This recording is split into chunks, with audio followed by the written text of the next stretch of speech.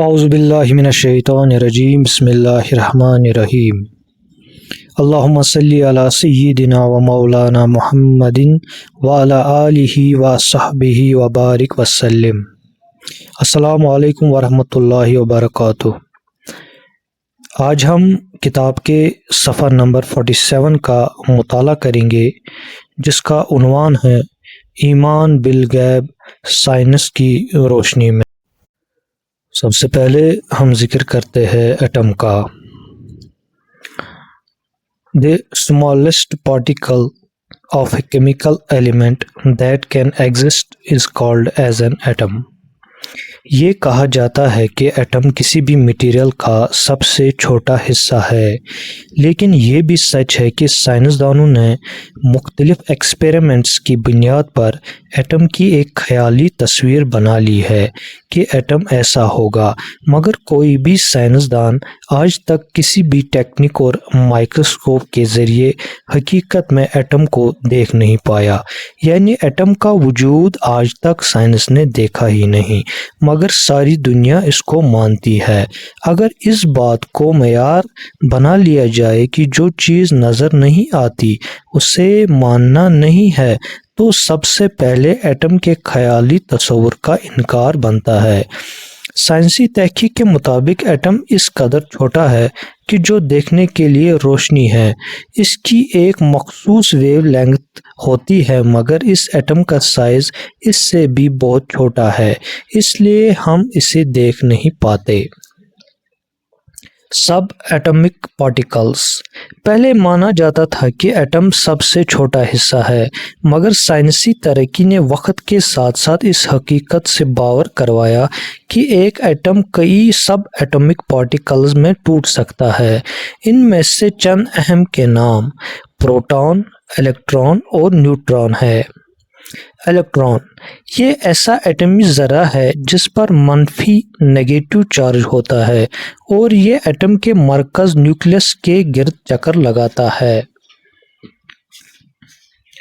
Proton یہ ایسا ایٹمی ذرہ ہے جس پر مثبت پازیٹیو چارج ہوتا ہے اور یہ ایٹم کے مرکز نیوکلیس میں موجود ہوتا ہے۔ نیوٹران یہ ایسا ایٹمی ذرہ ہے جو نیوٹرل ہوتا ہے، یعنی جس پر کوئی چارج نہیں ہوتا، اور یہ بھی ایٹم کے مرکز نیوکلیس میں موجود ہوتا ہے۔ ان سب ایٹمک پارٹیکلز کا وجود بھی مختلف ایکسپیریمنٹس سے اخذ شدہ ہے، مگر حقیقت میں سائنس نے انہیں آج تک نہیں دیکھا۔ اگر ہم لوگ اس بات پر یقین رکھتے ہیں کہ سائنسی حقائق جن کو آج تک اس لیے نہیں دیکھا گیا کہ وہ سائز میں بہت چھوٹے ہیں مگر موجود ہے، تو اس بات پر بھی ایمان لانا ہمارا فرض ہے کہ ایمانی حقائق بھی موجود ہے، مگر ان کو ہم دیکھنے سے قاصر ہے، کیونکہ ان سے زیادہ وسعت آمیز وجود اور کوئی ہو نہیں سکتا۔ According to science, these atomic and subatomic particles cannot be seen, but we can see their effects۔ اگر انہیں دیکھا نہیں جا سکتا، مگر چند آثار اور علامات کی بنا پر ہم یہ مانتے ہیں کہ ان اثرات کے پیچھے کوئی ہے، تو اس طرح کیا اس پوری کائنات کو دیکھ کر مانا نہیں جا سکتا کہ اس کائنات کو بنانے والا اور چلانے والا کوئی ہے؟ دن اور رات کا تسلسل، چاند اور سورج کا طلوع و غروب ہونا، تمام سیاروں کا اپنے دائرے میں رواں دواں رہنا، موسموں کی تبدیلی وغیرہ، یہ تمام افعال اللہ کے ہونے کا احساس دلاتے ہیں۔ موازنہ کرنے کے لیے شرط۔ کسی نتیجے پر پہنچنے کے لیے اور تلاش حق کے لیے سب سے پہلے بنیاد علم پر رکھی جانی چاہیے۔ جب کبھی دو باتوں کے درمیان موازنہ کیا جا رہا ہو تو اس کے لیے شرط ہے کہ آپ کے پاس دونوں جانب کا علم و آفر اور برابر ہو۔ جدید منتشر خیالات کا موازنہ جب کوئی قرآن و حدیث سے کرتا ہے تو اس کے لیے ضروری ہے کہ اس شخص نے قرآن پاک کی آیات میں غور و فکر کرنے کے لیے اپنی زندگی کا کچھ وقت ضرور صرف کیا ہو، ان آیات میں ضرور تدبر کیا ہو جنہوں نے اللہ کی معرفت دینی تھی، راہ حق کی شناخت کروانی تھی اور سچائی کی دریافت کروانی تھی۔ قرآن پاک کی کل آیات 6000 سے زائد ہے، مگر ان میں سے 856 آیات میں علم اور اس کے مشتقات کی اہمیت بیان کی گئی ہے۔ قرآن پاک میں 900 سے زائد تقریباً 1000 ایسی آیات ہے جن میں سے سائنسی حقائق بیان کیے گئے ہیں، خواہ صراحتاً یا اشارتاً، چاہے وہ سائنسی حقائق انسانی زندگی، حیوانات، نباتات، زمین و آسمان، بارش، بادلوں کی زندگی یا شمسی نظام وغیرہ کے بارے میں ہو۔ قرآن پاک اپنے پڑھنے والوں کو بار بار تدبر، تفکر اور عقل سے سوچنے اور سمجھنے کی تلقین کرتا ہے۔ اس کا اندازہ درج ذیل قرآنی حوالہ جات سے بھی لگایا جا سکتا ہے۔ انسانیت کا سلسلہ جہاں سے شروع ہوا، یعنی حضرت آدم علیہ السلام سے، اللہ تعالیٰ نے ان کی فضیلت کا معیار بھی علم کو قرار دیا اور سورۃ البقرہ میں ارشاد فرمایا، اعوذ باللہ من الشیطان الرجیم، بسم اللہ الرحمن الرحیم، اور اللہ نے آدم علیہ السلام کو تمام اشیاء کے نام سکھا دیے، پھر انہیں فرشتوں کے سامنے پیش کیا اور فرمایا مجھے ان اشیاء کے نام بتا دو اگر تم اپنے خیال میں سچے ہو۔ ہمارے آخری نبی تاجدار کائنات حضرت محمد صلی اللہ علیہ وآلہ وسلم پر اللہ تعالیٰ نے اپنی آخری کتاب قرآن مجید کو نازل فرمایا، اور اس کی پہلی آیت جو وحی کے ذریعے آپ صلی اللہ علیہ وآلہ وسلم تک پہنچائی وہ بھی علم کے متعلق ہی تھی۔ اللہ تعالیٰ نے سورۃ العلق میں ارشاد فرمایا، اقرأ بسم ربک الذی خلق، اے حبیب اپنے رب کے نام سے آغاز کرتے ہوئے پڑھیے جس نے ہر چیز کو پیدا فرمایا۔ اللہ تعالیٰ نے ایک اور مقام پر عقل سے کام لینے کی تلقین کرتے ہوئے قرآن مجید میں ارشاد کیا، اور اس طرح ہم اپنے وجود کی نشانیاں کھول کھول کر بیان کرتے ہیں ان کے لیے جو عقل سے کام لیتے ہیں۔ جو کتاب بار بار اپنے پڑھنے والوں کو تدبر کی، تفکر کی، سوچنے کی، عقل سے کام لینے کی دعوت دے تو ایسی کتاب اور اس میں بیان کردہ حقیقتیں کبھی غلط نہیں ہو سکتی، وہ صرف سچ پر مبنی ہوں گی، کیونکہ اس کتاب کو نازل کرنے والا بلا شبہ اس کائنات کو سب سے بہتر جاننے والا ہے۔ اللہ تعالیٰ نے سورۃ النساء میں ارشاد فرمایا، تو کیا وہ قرآن میں غور و فکر نہیں کرتے؟ اگر یہ قرآن غیر خدا کی طرف سے آیا ہوتا تو یہ لوگ اس میں بہت سا اختلاف پاتے۔ دوسری جگہ اللہ تعالیٰ نے سورہ محمد میں ارشاد فرمایا، کیا یہ لوگ قرآن میں غور نہیں کرتے؟ کیا ان کے دلوں پر تالے لگے ہوئے ہیں؟ اگلے حصے میں سائنسی ایجادات اور اسلام کے بارے میں ذکر کیا گیا ہے۔ دور حاضر میں جو سائنس ترقی کر رہی ہے ویسے ویسے ہی نئی سے نئی ایجادات ہوتی چلی جا رہی ہے۔ اب جیسے ہی کوئی نئی ایجاد ہوتی ہے تو مسلمان اپنے دینی لٹریچر میں سے اس ایجاد کے بارے میں معلومات ڈھونڈ نکالتے ہیں۔ لوگوں کے ذہنوں میں یہ سوال آتا ہے کہ صرف مسلمان ہی کیوں ان ایجادات کے بارے میں معلومات ڈھونڈ نکالتے ہیں؟ صرف مسلمان ہی کیوں ان ایجادات کے بارے میں معلومات قرآن و حدیث کی روشنی میں ڈھونڈ پاتے ہیں جبکہ باقی مذاہب بھی تو اس دنیا میں موجود ہے؟ اس کا بنیادی جواب یہ ہے کہ باقی مذاہب کی کتب میں وہ سائنسی حقائق موجود نہیں جو 1400 سال پہلے مسلمانوں کے لیے قرآن و حدیث میں درج کر دیے گئے تھے۔ ذہنوں میں یہ سوال پیدا ہوتا ہے کہ اگر وہ سائنسی حقائق پہلے ہی قرآن و حدیث میں درج ہے تو مسلم علماء ان کی تفصیل سائنسی ایجاد ہو جانے کے بعد کیوں بتاتے ہیں؟ یہ ایک منطقی بات ہے جس کے جواب میں یہ بیان کیا جائے کہ قرآن مجید کے مترجم یا مفسر کو دو چیزوں پر مہارت حاصل کرنا ضروری ہوتا ہے۔ اگر دونوں میں سے کسی ایک چیز کی بھی کمی ہو تو وہ تفصیل کے ساتھ قرآنی آیات کو بیان نہیں کر سکتا۔ ان میں سے ایک قرآن کی لغت پر مہارت حاصل کرنا ہے اور دوسرا یہ کہ تفسیری اصولوں کے ساتھ ساتھ بیان کردہ سائنسی حقائق کے متعلق پختہ اور وسیع علم موجود ہونا چاہیے۔ اب مسلم علماء، مترجم اور مفسر پیش لوگوں کو یہ علم تب ہی حاصل ہوتا ہے جب سائنس ان چیزوں کو دریافت کرتی ہے۔ لہذا انسانی علم کی ترقی کا بنیادی ذریعہ سائنسی علم کا ارتقاء ہے۔ اس لیے چاہیے تقریباً 1000 قرآنی آیت میں سائنسی حقائق بیان کر دیے گئے ہیں، مگر مترجم اور مفسر تب ہی ان حقائق کو تفصیل سے بیان کر پائیں گے جب ان کے پاس سائنسی علم موجود ہوگا، اور بلا شبہ یہ سمجھنے کا ایک قدرتی طریقہ ہے۔ ایسی بہت سی مثالیں ہیں جن سے یہ واضح ہوتا ہے کہ سائنسی حقائق قرآن و حدیث میں موجود تھے، مگر جب سائنس نے چیزوں کے انکشاف کیے تب حقیقتوں سے پردہ اٹھا اور ان قرآنی آیات کے حقائق اور معنی کی سمجھ آ سکی۔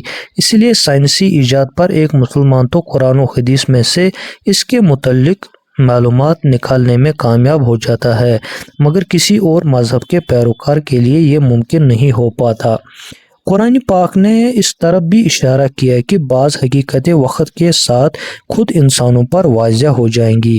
اللہ تعالیٰ نے سورۃ الانعام میں ارشاد فرمایا، ہر خبر کے واقع ہونے کا وقت مقرر ہے اور تم عنقریب جان لو گے۔